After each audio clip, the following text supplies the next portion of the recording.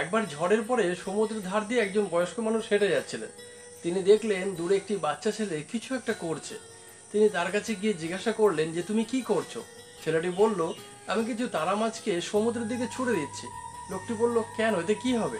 ছেলেটি বলল, ঝড়ে এরা সমুদ্রের অনেক উপরে উঠে এসছে, আমি এদেরকে যদি জলে ছুঁড়ে মারি তবে এরা প্রাণে বেঁচে যাবে। লোকটি সেই ছেলেটিকে বললেন, তুমি কি জানো যে সারা পৃথিবীতে এইরকম সমুদ্রের তীরে কত লক্ষ লক্ষ তারা মাছ উঠে এসেছে? তুমি কি পারবে কিছু পার্থক্য তৈরি করতে? ছেলেটি আবার নিচু হয়ে একটা তারা মাছ নিয়ে সমুদ্রের দিকে ছুড়ে দিল আর বলল, একটা পার্থক্য আমি তৈরি করলাম। লোকটি ছেলেটির কথার গভীরতা বুঝতে পেরে তিনিও তার সাথে হাত লাগালেন। আমরা সারাদিনই বিভিন্ন রকম কাজ করতে গিয়ে অনেক কিছু ভাবি। এইরকম কোনো কাজ করতে গিয়ে খুব বেশি চিন্তা ভাবনা না করাই ভালো, যেখানে আপনার হাত লাগানোতে কারো প্রাণ বাঁচতে পারে।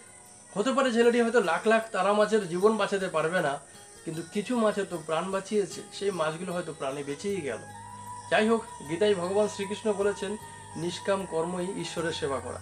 ছেলেটি যে তারা মাছগুলোকে বাঁচিয়েছে, সে সেখান থেকে কিছু আশা করেনি যে তারা মাছগুলো আমার জন্য কিছু করবে। সে কিন্তু নিষ্কাম মনেই সে কাজটা করেছে, আর এটাই হচ্ছে ঈশ্বরের সেবা করা। ভালো থাকবেন সবাই।